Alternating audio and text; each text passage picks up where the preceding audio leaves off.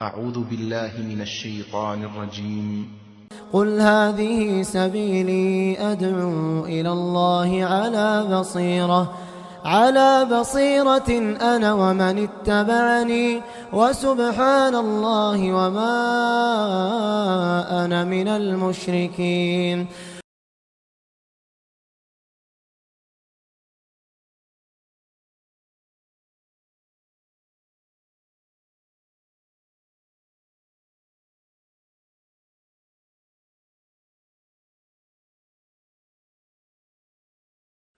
الحمد لله رب العالمين والصلاة والسلام على خاتم الأنبياء والمرسلين وعلى آله وصحبه ومن تبعهم بإحسان إلى يوم الدين أما بعد.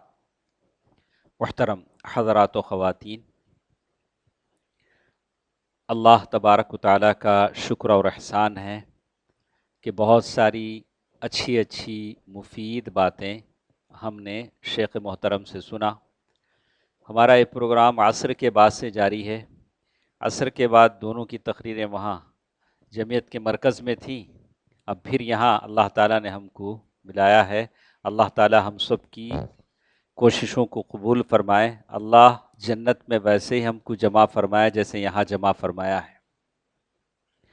رسول اللہ صلی اللہ علیہ وسلم نے صحیح مسلم کی حدیث میں فرمایا ہے، مجتمع قوم فی بیت من بیوت اللہ عز وجل ویتدارسونہ فیما بینہم.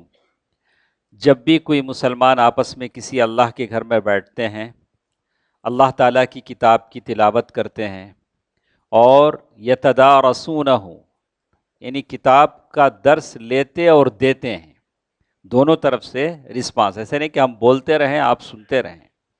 تو ہوتا کیا ہے، غشیتہم الرحمہ، رحمت کے فرشتے ان کو چھا لیتے ہیں. اللہ تعالیٰ کی رحمت ان کو چھا لیتی ہے اور اللہ کے فرشتے اپنے پر بچھاتے ہیں. تو یقین تو کرنا چاہیے. اللہ تعالیٰ نے اللہ کے نبی کے زبانی یہ حدیث سنائی ہے تو مجھے یقین ہے آپ کو بھی یقین ہونا چاہیے.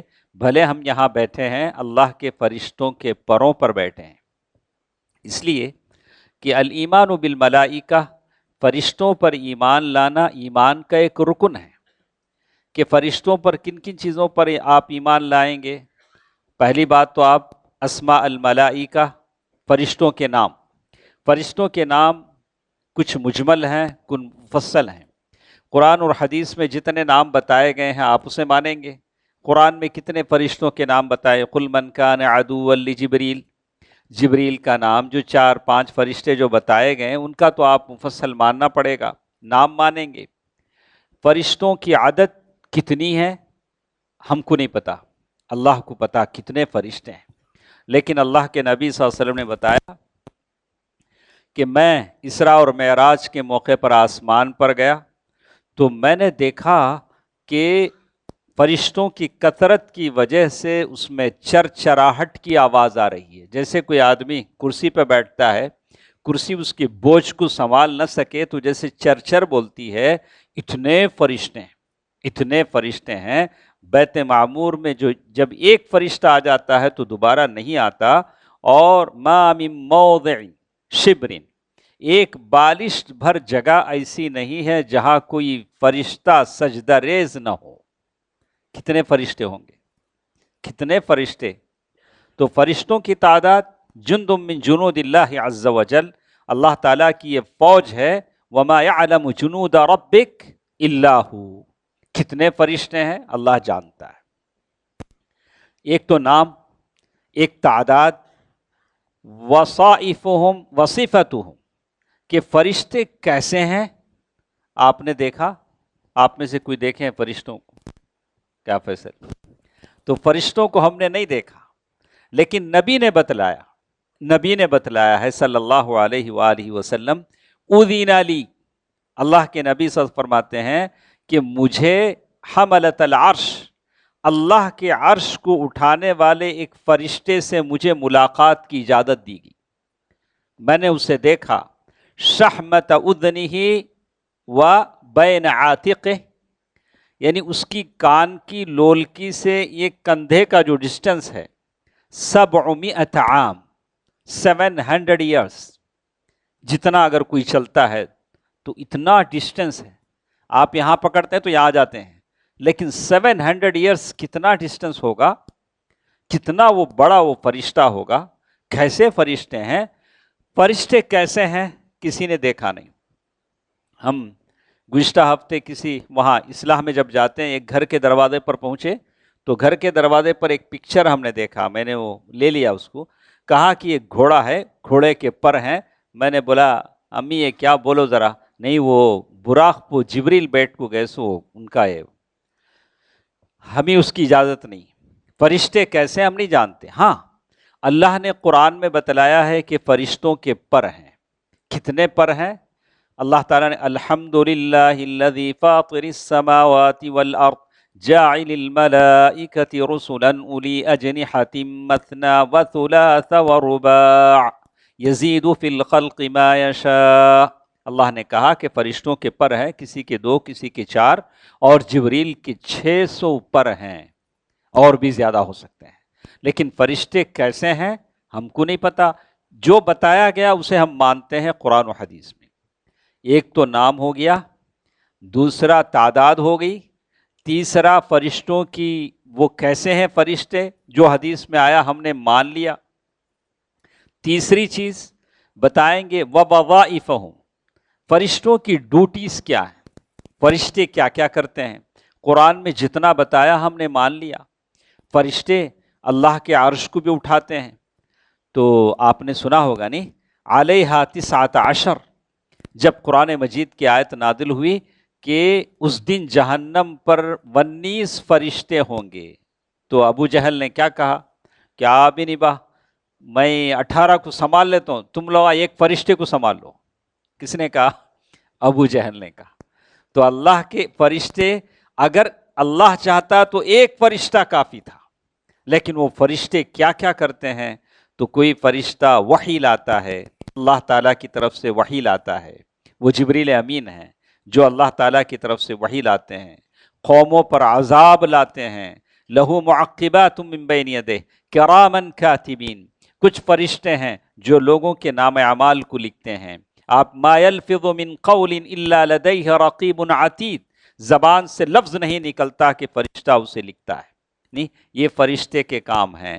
انہی کاموں میں سے ایک کام یہ بھی ہے کہ وہ ہمارے لیے دعا بھی کرتے ہیں جب تک آپ سلام پھیر کر اپنی جگہ بیٹھے رہتے ہیں. اور انہی کاموں میں سے ایک کام بھی ہے کہ فرشتے آپ کے لیے پر بھی بچھاتے ہیں جب تک آپ یہاں بیٹھے ہیں. سمجھ میں آیا؟ اسی لیے میں نے ساری تفصیل بتائی. فرشتوں کی ڈیوٹیز میں ہے کہ وہ آپ کے لیے پر بچھائیں جب تک آپ یہاں بیٹھے ہیں.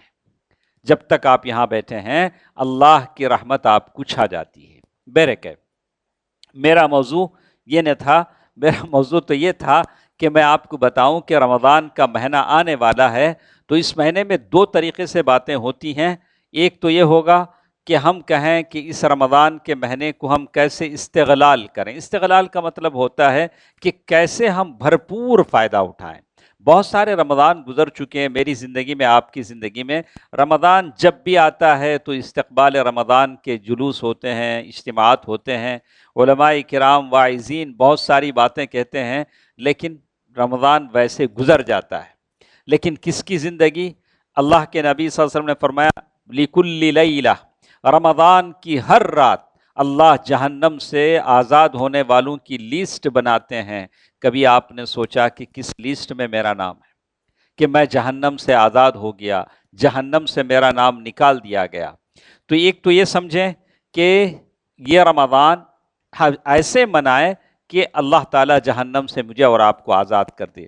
دونوں باتیں مجھے مختصر آپ کو بتاؤں گا. اذان ہمارے پاس 8:15 بجے ہے، نہیں اذان کے وقت سے پہلے میں اپنی بات آپ کو پوری کر دوں گا مختصر. یعنی بہت سارے آپ ماشاءاللہ، جیسے شیخ محترم نے بتایا کہ شیخ محترم بہت سینئر ہیں، بہت ماشاءاللہ تجربہ رکھتے ہیں، بہت سارے لوگ ان سے مستفید ہوئے ہیں. بس اللہ سے ہم یہ دعا کرتے ہیں کہ ہم نیک تو نہیں ہیں، لیکن ہم نیکوں کی صحبت میں رہتے ہیں کہ اللہ ان کے ساتھ ہم کو بھی کیا کرے، اللہ تعالی ہماری بھی بخشش فرما دے. ہاں بخشش فرما دیں. احب الصالحین ولست منہم، لعل اللہ یرزقنی صلاحا، اللہ تعالیٰ ان نیکوں کے وجہ سے اللہ ہم کو بھی اپنے دامن رحمت میں، دامن عفو میں لے لے۔ اللہ سے دعا کریں، اللہ سے دعا کریں۔ تو کہتے ہیں کہ رمضان اللہ تعالیٰ کی ایک بہت بڑی نعمت ہے، نہیں بہت بڑی نعمت ہے۔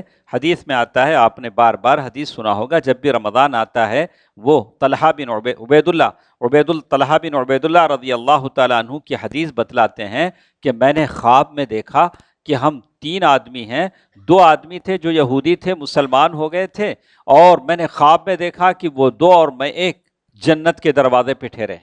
اندر سے فرشتہ آیا، اور ان دونوں یہودیوں میں سے ایک تھا جو مسلمان ہو کر شہید ہو کے مرا تھا، اور دوسرے وہ تھے جو 1 سال کے بعد انتقال ہوئے تھے۔ لیکن جو فرشتہ آیا تو پہلے اس آدمی کو لے گیا جو 1 سال پہلے انتقال ہوئے تھے، اس کے بعد شہید کو لے گیا، اس کے بعد پھر آیا، بولا کہ ابھی تمہارا ٹائم نہیں آیا ہے۔ تو میں جب نیند سے بیدار ہوا تو بڑا تعجب ہوا، بولا کہ ارے وہ تو شہید تھے، شہید سے پہلے وہ آدمی کیوں جنت میں گئے؟ تو بات اللہ کے نبی تک پہنچی صلی اللہ علیہ وسلم۔ اللہ کے نبی نے کہا کہ 1 سال وہ زندہ رہے تو انہوں نے رمضان پایا، تو رمضان کی عبادت شہید کی موت سے بھی بڑھ کر ہوگی۔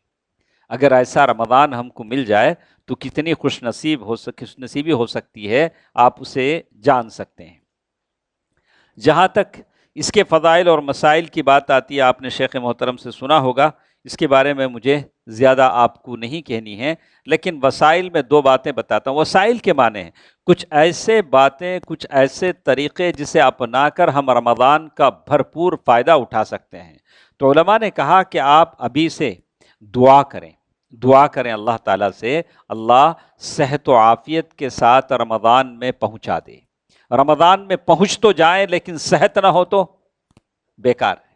آپ دعا کریں، میں بھی دعا کروں، یا اللہ صحت و عافیت کے ساتھ پہنچا دے۔ اسی لیے آپ دیکھتے ہیں کہ اللہ کے نبی صلی اللہ علیہ وسلم نے فرمایا کہ جب چاند دیکھو تو دعا کرو۔ رمضان کا چاند، جتنے میرے ساتھ بیٹھے ہیں کون کون چاند دیکھتے ہیں؟ قاضی صاحب کا وہ آ جاتا نا، ہم نہ دیکھنے کی ضرورت کیا ہے؟ نہیں، جبکہ اللہ کے نبی صلی اللہ علیہ وسلم دیکھتے تھے، دعا پڑھتے تھے، اللہم اہلہ علینا بالیمن والایمان والسلامت والاسلام، ربی وربک اللہ۔ اللہ کے نبی صلی اللہ علیہ وسلم دعا پڑھتے تھے۔ کیا پیاری دعا ہے، کیا پیاری دعا ہے، یا اللہ یہ جو چاند نظر آ رہا ہے اسے سلامتی کا ذریعہ بنا دے، ہمارے لیے مبارک بنا دے، میرا اور تیرا رب یہ تو اللہ تعالیٰ ہی ہے۔ تو دعا پڑھنی چاہیے، کوشش کرنی چاہیے کہ آپ چاند دیکھیں، دعا کریں، میرے نبی صلی اللہ علیہ وسلم کی سنت ہے۔ دوسری چیز، رمضان میں اب آپ جا رہے ہیں تو اللہ کا شکر ادا کریں کہ اللہ تو نے رمضان دے دیا، رب اعنی علی ذکرک و شکرک و حسن عبادتک، یا اللہ رمضان میں آ تو گیا ہوں، ایسی توفیق دے کہ میں عبادت کو سیدھے اپناؤں، کریکٹ عبادت کروں۔ کتنے لوگ ہیں جو عبادت رمضان میں کرتے ہیں لیکن کسی کی عبادت بے ڈھنگی ہوتی ہے، نہ تراویح ڈھنگ کی ہے، نہ تلاوت کلام پاک ڈھنگ کا ہے، زکوٰۃ دیا تو اپنی مرضی سے دیا، کسی کو کچھ دے دیا۔ ارے زکوٰۃ اپنی مرضی سے دینا ہوتا تو اللہ تعالیٰ نے کیوں کیٹیگریز بتائیں؟ یہ 8 کیٹیگری ہیں۔ اب رمضان آتا ہے تو لوگوں کی فتویٰ بازی بھی شروع ہو جاتی ہے، اسے زکوٰۃ مت دو، اسے دو۔ ارے آپ کون ہو سکتے ہیں؟ آپ کون ہوتے ہیں جو لوگوں کو فتویٰ بازی کریں؟ اب لوگ بھی کیا ہے، لوگوں کا مزاج جیسے میں نے پڑھا، یہ لوگ نئی آواز، نئی بات چاہتے ہیں۔ کیا بھی کون نیا بولتا، کیا ان کو نیا ہونا، ہر چیز نیا کہاں سے لائیں گے؟ قرآن نیا لاؤ بولو تو کہاں سے لائیں گے؟ وہ 30 پارے، وہ سورہ کہف، سورہ بقرہ، سورہ فاتحہ۔ تو یہ نیا پن، تجدد پسندی جسے کہتے ہیں، لوگ اسی میں پاگل ہو جاتے ہیں۔ ہر دن کچھ نیا فتویٰ، لیٹسٹ فتویٰ آنا۔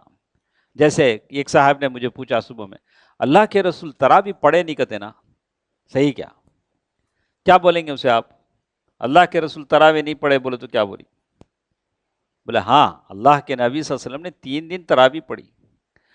جب دیکھا کہ لوگ زیادہ عالم میں آ رہے ہیں تو کہا کہ انی اخشی علیکم ان تفرض، مجھے ڈر ہے کہ کہیں تراویح تم پر فرض نہ ہو جائے، اس لیے میں باہر نہیں نکلا۔ میں جانتا تھا تم سب لوگ آئے ہو، لیکن صحابہ پڑھ رہے تھے اور حضرت عمر رضی اللہ تعالیٰ عنہ نے دیکھا کہ لوگ پڑھ رہے ہیں، ایک آدمی کے پیچھے 4، ایک آدمی کے پیچھے 10، تو حضرت عمر رضی اللہ تعالیٰ عنہ نے فرمایا کہ ایسا کرتا ہوں، سب کو ایک امام کے پیچھے جمع کرتا ہوں۔ تو وہ ابن کعب رضی اللہ تعالیٰ عنہ سے کہا کہ آپ ان کو تراویح پڑھائیے، تو ایک امام کے پیچھے لوگ پڑھنے لگے۔ تو تراویح سنت مؤکدہ ہے، اللہ کے نبی صلی اللہ علیہ وسلم کے زمانے میں صحابہ اکرام، اس کے بعد سارے، اور اجماع ہے سارے لوگ پڑھتے رہے۔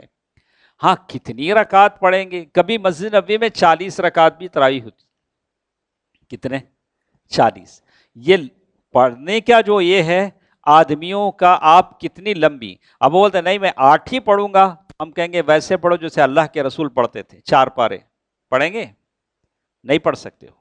تو ہاں اگر پڑھتے ہو تو جتنا پڑھ سکتے ہو سنت کے مطابق جو پڑھ سکتا ہے، اگر کوئی زیادہ پڑھنا چاہے پڑھ لو، کوئی بات نہیں، کوئی بات نہیں ہے۔ اور اسی لیے علماء نے، جمہور علماء نے اس کی تحدید نہیں کی ہے، تحدید نہیں کی ہے۔ بہرکہ رمضان یہ مبارک مہینہ ہے، خوشی کا مہینہ ہے، جس میں آدمی کو خوش ہونا چاہیے۔ رمضان کی آمد پر کوئی افسردہ دل ہو جاتا ہے، ارے با شیڈول بدل گیا، کھانا پینا چھوٹ گیا، اب تو سحری کرنا پڑے گا۔ میں جانتا ہوں ہمارے بچوں کو سب سے زیادہ تکلیف کس میں ہوتی ہے؟ سحری میں۔ سحری میں نیند سے اٹھنا پڑتا ہے، سحری کرنا پڑتا ہے، حالانکہ سحری برکت ہے، سحری کا کھانا برکت کا کھانا ہے۔ آپ اٹھیں گے کچھ نہ 2-4 لقمے کھائیں گے، سحری کا کھانا برکت کا ہے، آدمی کھائے۔ اور اللہ کے نبی صلی اللہ علیہ وسلم نے سحری کی ہے اور کہا کہ سحری کا کھانا بابرکت کھانا ہے۔ تو کہتے ہیں کہ آدمی رمضان کے مہینے میں خوشی کا اظہار کرے کہ اللہ تعالیٰ نے یہ بابرکت مہینہ مجھے دیا ہے۔ اور اسی طرح آدمی غنیمت جان کر نیک اعمال کرنے کی کوشش کرے، جتنے کام کر سکتا ہے۔ بہت سارے کام ہیں، مجھے تفصیل بتانے نہیں ہیں، آپ سب ماشاءاللہ بہت بہت حساس لوگ ہیں، باشعور لوگ ہیں، جن کی کئی رمضان گزر چکے ہیں، ماشاءاللہ آپ اچھی طرح سمجھتے ہیں۔ ہمارے پاس تراویح بھی ہے، اعتکاف کی عبادت بھی ہے، صدقہ و خیرات بھی ہے، زکوٰۃ بھی ہم دیتے ہیں، مواسات کرتے ہیں، صلہ رحمی کرتے ہیں۔ لیکن میں سارے سے کہوں گا کہ رمضان میں جانے سے پہلے اپنے رشتہ داریاں جوڑ لیں، اپنے رشتہ داریاں جوڑ لیں، قسم خدا کی۔ یہ بہت بہت نازک مسئلہ ہے کہ ہر چیز کی سزا ٹل سکتی ہے، لیکن رشتہ داریوں کو توڑنا، البغی یعنی ایک ظلم اور دوسرا رشتہ داری توڑنا، یہ سزا بہت جلد مل جاتی ہے۔ ہم رمضان میں جا رہے ہیں، رشتہ داریاں استوار کر لیں۔ آپ نے دیکھا نہیں، ایک صحابی اللہ کے نبی صلی اللہ علیہ وسلم کے پاس آئے، آ کر کیا کہا؟ یا رسول اللہ ان علی، یا رسول اللہ میرے تھوڑے رشتہ دار ہیں، احسن الیہم ویسیئون الی، میں ان کے ساتھ اچھا کرتا ہوں، وہ میرے ساتھ برا کرتے۔ نہیں ایسا رہتے کیا رشتہ دار؟ ایسے کچھ رشتہ دار ہو سکتے ہیں، میں کتنا اچھا کرے تو بولو میرے ساتھ کیا کرتے ہیں؟ برا کرتے ہیں۔ میں ان کے ساتھ احلم، میں ان کے ساتھ بردباری کرتا ہوں، ویجہلون علی، وہ میرے ساتھ جہالت سے پیش آتے ہیں، میں کیا کروں؟ اللہ کے نبی صلی اللہ علیہ وسلم نے سنا، سن کر کیا کہا؟ بات ویسی ہی ہے جیسے تم کہہ رہے ہو کہ تم رشتہ داروں کے ساتھ اچھا کر رہے ہو، وہ تمہارے ساتھ ظلم کر رہے ہیں، ایسے ہی ہے جیسے تم گرم گرم راکھ ان کے منہ میں ڈال رہے ہو۔ یہ نہیں کہا کہ تم ان کے ساتھ اچھا نہیں کرو، تمہاری اچھائی روک لو، ایسا نہیں کہا۔ یہ تو بات تو قرآن نے ابو بکر صدیق رضی اللہ تعالیٰ عنہ کو نہیں کہا، جن کی بیٹی پر جب الزام لگا تو وہ صحابی جن کو حضرت ابو بکر راشن دیتے تھے وہ بھی ان کے ساتھ ہو گئے، ہوا رنگا، کیا تو بھی غلطی ہوئی رہیں گی؟ اللہ نے کہا وَلَا يَأْتَلِ أُولُو الْفَضْلِ مِنْكُمْ، ایسا نہیں کرنا چاہیے، تم جو خیر کر رہے ہو خیر کرو، بھلے تمہاری بیٹی پر الزام لگانے والوں کے ساتھ یہ آدمی ہو گیا ہے۔ کتنی بڑی بات تھی۔ تو رشتہ داری اس کا بہت بہت امپورٹنس ہے، آپ اسے ایک مرتبہ سوچ کر دیکھیں۔ آپ نے حدیثیں بھی پڑھی ہیں، اللہ نے رشتہ داری کو جب پیدا کیا تو وہ اللہ کے عرش کے ساتھ لٹک گئی، معلقۃ بالعرش۔ تو یہ بہت بڑی چیز ہے، اس کا لحاظ کرنا چاہیے۔ رمضان میں داخل ہونے سے پہلے ہم ٹوٹے بکھرے رشتوں کو جوڑنے کی کوشش کریں، جوڑ کر داخل ہوں، دل جوڑ کے داخل ہوں، تاکہ اللہ ہم پر رحم فرمائے۔ ایک اور چیز جو مجھے آپ سے کہنی تھی، آدمی رمضان کی عبادات کے لیے آدمی ایک ٹائم ٹیبل بنا لے، رمضان کا پورا دن کیسے گزرنا ہے، اس کا آپ ایک لائحہ عمل ٹائم ٹیبل بنا دیں، یہ بنا دیں کہ کیسے آپ قرآن مجید پڑھیں گے، اللہ کا ذکر کریں گے، سارے دن کیسے گزاریں گے، ایک آپ کے پاس ایک ٹائم ٹیبل ہو۔ اسی طرح رمضان کے جو احکام اور مسائل ہیں اسے آپ ابھی سے پڑھ لیں، رمضان میں جا رہے ہیں تو آپ رمضان کے مسائل کو سیکھیں، روزے کے کیا مسائل ہیں، تراویح کی کیا احکام ہیں، زکوٰۃ کے کیا مسائل ہیں، اعتکاف کا کیا مسئلہ ہے، صدقہ فطر کا کیا مسئلہ ہے، وطر کیسے پڑھنی ہے، یہ سارے مسائل۔ میں بار بار کہتا ہوں کہ بہت سارے لوگ جو تراویح پڑھنے آتے ہیں، امام کے سلام پھیرنے سے پہلے، مصلی چھوڑنے سے پہلے کبھی چلے جاتے ہیں، حتیٰ ینصرف الامام، اسے یہی تو حدیث میں ہے۔ آپ کسی مسجد میں تراویح کے لیے جا رہے ہیں تو جب تک امام مصلی نہیں چھوڑتا ہے تب تک آپ کو کہاں رہنا ہے؟ امام کے ساتھ رہنا ہے۔ ایسا نہیں کہ اپنی منمانی سے 4 پڑھ لیے 6 پڑھ لیے بھاگ گئے۔ ثواب اگر پانا ہے پورا ثواب، حتیٰ ینصرف الامام، جب تک امام وہاں سے اٹھ نہیں جاتے ہیں تب تک آپ کو امام کے ساتھ رہنا ہے۔ تو جو احکام اور مسائل ہیں اسے جاننے کی کوشش کریں۔ اسی طرح ایک اور چیز، رمضان کے آنے سے پہلے اپنے خطاؤں کو یاد کریں۔ اعتراف الذنب، گناہوں کا اعتراف کرنا بہت بڑی بات ہے، نبیوں کی عادت اور خصلت ہے۔ توفنی مسلما والحقنی بالصالحین، انبیاء نے دعائیں کی ہیں، یا اللہ میں اپنے خطاؤں کو یاد کرتا ہوں، یا اللہ میرے خطاؤں کو معاف فرما۔ آپ اپنی خطاؤں کو یاد کریں، لیکن خطاؤں کو یاد کرنے کا یہ مطلب نہیں ہے کہ اسے دوسروں کے سامنے بیان کریں۔ ہمیں کیا کیا کریں معلوم؟ ایسا تم نہیں بولنا۔ غلطی ہوئی ہے آدمی معافی چاہے، جیسے اعتراف الذنب، اللہم انی ظلمت نفسی ظلما کثیرا، یہی ہے اعتراف الذنب۔ آپ کہہ رہے ہیں کہ میں نے بہت ظلم کیا اپنے آپ پر، میں نے خطائیں کی ہیں، یا اللہ رمضان میں جا رہا ہوں، یا اللہ میرے خطاؤں کو معاف فرما۔ بہت ساری غلطیاں میں بھی کرتا ہوں، آپ بھی کرتے ہیں، یہاں جتنے بیٹھے کوئی دودھ کا دھلا نہیں ہے، دودھ کا دھلا نہیں ہے۔ ہو سکتا ہے کچھ لوگ ہوں، ہم کو نہیں پتا، کچھ اللہ اور اس بندے کے درمیان ہے، کچھ لوگ ہوں گے جن سے کوئی بھی خطا نہیں ہو سکتی ہے۔ خطا الگ ہے، لمم، خطائیں، لغزش، گناہ، کچھ چھوٹے گناہ، کچھ بڑے گناہ، الگ الگ اقسام ہیں۔ اللہ سے دعا کریں کہ اللہ ہمیں ہر خطا سے بچائے رکھے، آمین۔ یاد کریں اور اللہ تعالیٰ سے دعا کریں۔ ایک اور چیز جیسے انہوں نے یہاں نقل کیا ہے کہ رمضان کے مہینے میں کچھ ایسا کریں کہ کبھی رشتہ داروں کو دعوت دیں، رشتہ داروں کو دعوت دیں کہ رشتہ داروں کو افطار کی دعوت دیں۔ یہ بہت اچھی چیز ہے، اس سے رشتے جڑتے ہیں اور اس کا بڑا فائدہ زندگی میں ہوتا ہے۔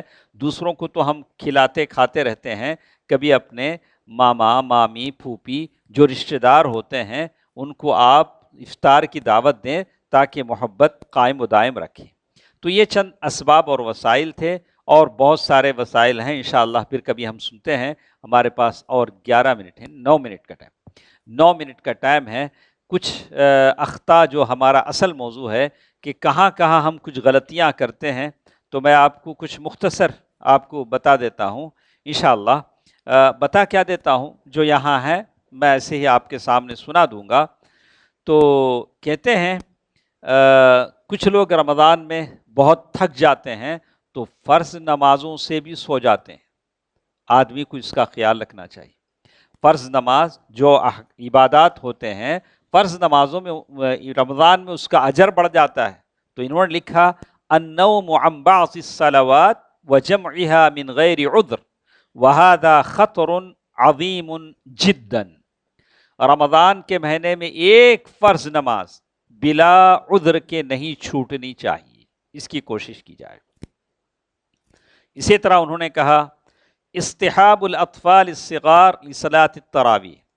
علماء لکھتے ہیں کہ چھوٹے بچوں کو تراویح کی نماز میں لوگ لا لیتے ہیں، ڈسٹرب ہوتا ہے، دوسروں کو عبادت کا موقع، لیکن یہ ہر جگہ نہیں چلتا ہے، بعض جگہ شاید چلے۔ ماں باپ دونوں آ جاتے ہیں مسجد کو، بچے کہاں چھوڑ کے آئیں گے؟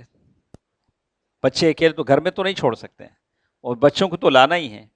ہاں یہ ہو سکتا ہے کہ بچوں میں دو ٹائپ کے ہوتے ہیں، صبی ممیز، صبی غیر ممیز۔ صبی ممیز کیا ہے؟ ایسا بچہ جسے رتی تمیز ہے، رتی بولے تو تمیز کا مطلب کیا بولے تو اسے معلوم یہ چشمہ ہے، یہ موبائل ہے، یہ نہیں توڑنا، یہ نہیں پھوڑنا، ایسا نہیں بھاگنا، اسے کیا بولیں گے؟ صبی ممیز۔ اسے معلوم ہے ہمیں نماز میں ہے، نہیں چیخنا۔ ایک ہوتا صبی غیر ممیز، اسے کیا بھی معلوم نہیں، ویسے بچے کو آپ چھڑا دیے مشکل ہو جائے گا، وہ دوڑے گا، ناچے گا، کودے گا، کچھ بھی نہیں معلوم۔ تو ویسے وقت میں باپ کو اسے کنٹرول کرنا ضروری ہوتا ہے۔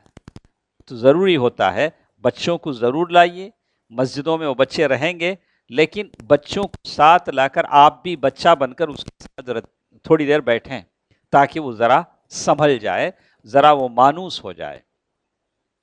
اس کے بعد ایک اور چیز، الاسراف فی المأکول والمشروب وتنویعہ وتشکیلہ اکثر من اللازم۔ کہتے ہیں کہ رمضان کے مہینے میں کھانے پر پینے پر زیادہ توجہ، جیسے ہمارے شیخ محترم نے بتایا کہ اہتمام رمضان کم ہوتا ہے، اہتمام افطار زیادہ ہوتا ہے۔ اور بات بھی کیا جانے، وہ رمضان کیا مبارک مہینہ ہے، ایسی چیزیں ملتی ہیں جو دوسرے مہینوں میں نہیں ملتی۔ اب ہماری طبیعت کا بھی کیا کہنے، ہم پیدا ہوئے ہی کھانے کے لیے، تو جی للچاتا ہے، اب دیکھتے ہیں تو جی گھبراتا بھی ہے، تو ہم کھا لیتے ہیں، لیکن آدمی کو تھوڑا احتیاط بھی کرنا چاہیے کہ رمضان کا یہ مقصد نہیں۔ کھانے پینے سے تو منع نہیں، کلوا وشربوا ہنی، آپ کھائیے، مذاق کیجیے، کھانے پینے پر کوئی پابندی نہیں۔ سفیان الثوری رحمہ اللہ نے کہا کہ جسم کو گدھے کی طرح کھلاؤ، کیا بولا؟ جسم کو کیسا کھلاؤ، لیکن ویسے ہی اسے کام بھی لو، عبادت میں اسے ٹھہراؤ، کوئی بات نہیں، کھلاؤ، خوب کھاؤ، ہاں، لیکن اسے عبادت ملو۔ سفیان الثوری رحمہ اللہ کہتے ہیں کھانے پینے پر کوئی پابندی نہیں، لیکن اتنا اہتمام کہ اصل روح ختم ہو جائے، روزے کی روح ختم ہو جائے، یہ معاملہ مشکل ہے۔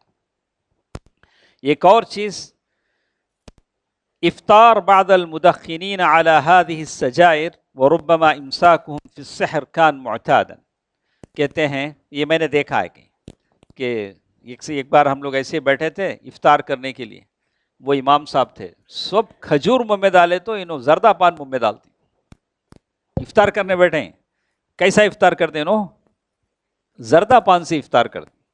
تو انہوں نے لکھا کہ کچھ ایسے لوگ ہوتے ہیں سب کھجور سے افطار کرتے ہیں، ذرا سگریٹ سے افطار کرتے، اب تک پیاسے تھے، فوراً سگریٹ جلاتے ہیں، بولا کہ یہ سب جائز نہیں، بولا کہ جائز نہیں۔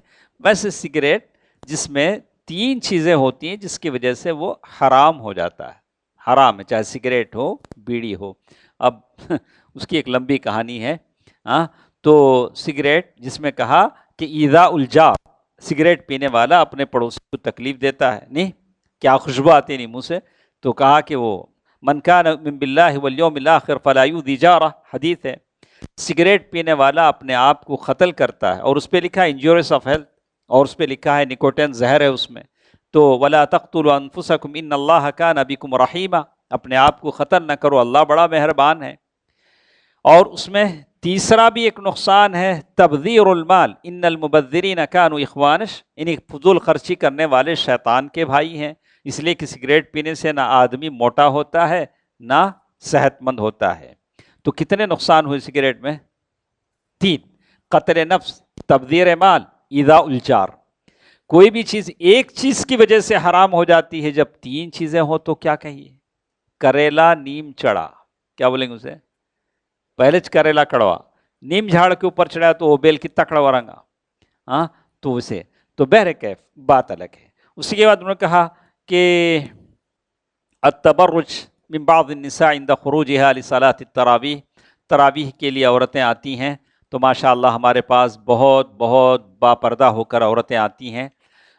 تھوڑی بہت عورتوں میں بیٹھنے میں کئی بعض جگہ مسجدوں سے شکایت ملتی ہے کہ عورتیں بھی جگہ ریزرو کرتی، مصلی بچھا دیتی، کسی کو بیٹھنے نہیں دیتی۔ ہمارے خالہ آتے، پھوپھو آتے، بولا کہ اللہ کا گھر ہے، اللہ کے گھر میں کسی کو جگہ ریزرو کرنے کی اجازت نہیں ہے.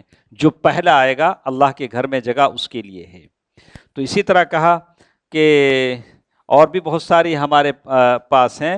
قلت قراءۃ القرآن عند بعض الناس ما جعلوا نصیبا اوفر وقد نقص فی ٹھیک ہے بعض الناس فی رمضان الی شخص معین کل سنہ. تو اسی لیے کہتے ہیں یہ پوائنٹ بہت اہم ہے. میں آپ کو بتاتا ہوں. بہت سارے لوگ ایسے ہیں زکوٰۃ اور صدقہ جب دینے آتے ہیں رمضان میں تو ان کے پاس کچھ سلیکٹڈ لوگ ہوتے ہیں, ہر سال انہی کو دیں گے. اب انہیں مالدار بھی ہوگا رنگا, لیکن کیا کریں گے, اسی کو دیں گے. ایسا سب نہیں. زکوٰۃ کسے دیں گے؟ وہ محتاج ہے. کچھ لوگ ہیں محتاج ہیں, کسی سے مانگتے نہیں, محتاج ہیں, ان کی ضروریات ہیں. اللہ جانتا ہے, اللہ جانتا ہے ان کی کیا ضروریات ہیں. لیکن دینے میں آپ دیکھیں کہ کہیں آپ کسی ایسے آدمی کو نہیں دے رہے ہیں کہ نہیں ہر سال ہمیں دیتے آتے ہیں. ارے ہر سال دیتے ہیں تو اس سال دینا کیا ضروری ہے؟ آپ اسے دیکھیں کہ اس کے حالات کیا ہیں, دیکھ کر آدمی خرچ کرے. اور اسی طرح کہا التساہل فی سوال اہل العلم عما اشکل فی مسائل الصیام والقیام.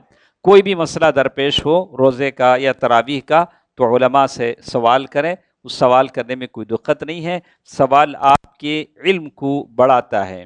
اسی طرح وہ لکھتے ہیں قد يدخل شهر رمضان ويخرج وقد لا يتغير شيء من السلبيات القولية أو الفعلية لدى بعض الناس.